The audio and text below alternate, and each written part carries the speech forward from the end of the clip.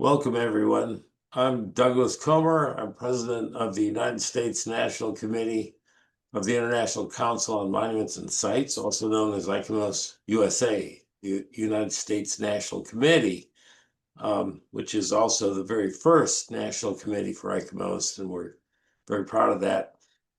This is our flagship program, the International Exchange Program. It's been in effect for about 40 years. We've got a really wonderful group of participants this year, and you're going to hear all about what they've been doing this summer.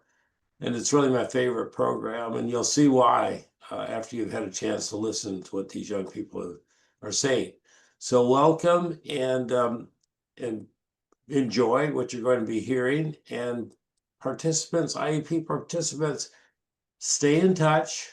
We'd like a weekly email from all of you for the next 10 years. And we'll continue our conversations and our work together. So thank you all, participants, and thank you all for tuning in to watch this. Thank you so much, Doug, for those words of welcome. Hello, everyone. Welcome to the 2025 International Exchange Program closing ceremony. My name is Caitlin, and I'm the program coordinator here at World Heritage USA. And on behalf of everyone at our organization, thank you so much for joining us to celebrate the hard work of this year's IEP cohort.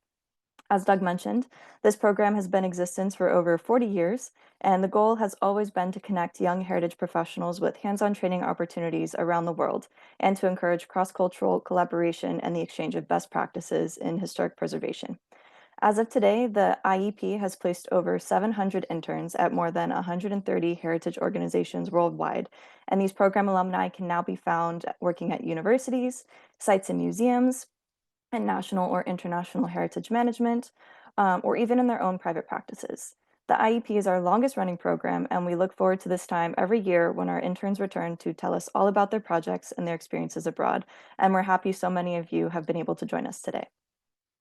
This group has just completed their summer internships where they spent the last few months engaged in preservation projects in the US, Bolivia, Lithuania, Kosovo, and India. And as a field, cultural heritage is multidisciplinary and multicultural, just like our cohort. They represent 6 countries on 4 continents, and they've studied architecture, historic preservation, anthropology, heritage management, economics, and history, but they're also project managers, entrepreneurs, engineers, and conservators. Among an extremely competitive pool of applicants for this program, they stood out because of the creative ways they've combined heritage preservation with their unique interests. They immerse themselves in new cultures and new work environments, learning new skills and approaches to heritage from our amazing partner organizations through teamwork and cross-cultural collaboration. IEP interns and their host organizations this summer made research discoveries, conserved historic places, created valuable preservation resources, and engaged new audiences. The success of their efforts is a testament to the fact that heritage preservation thrives when we embrace different viewpoints and work together. Of course, everything you will hear today would not have been possible without our amazing partner organizations. During the IEP orientation, our local friends welcomed us into their offices, sites, and museums to introduce the group to heritage preservation and management in the United States.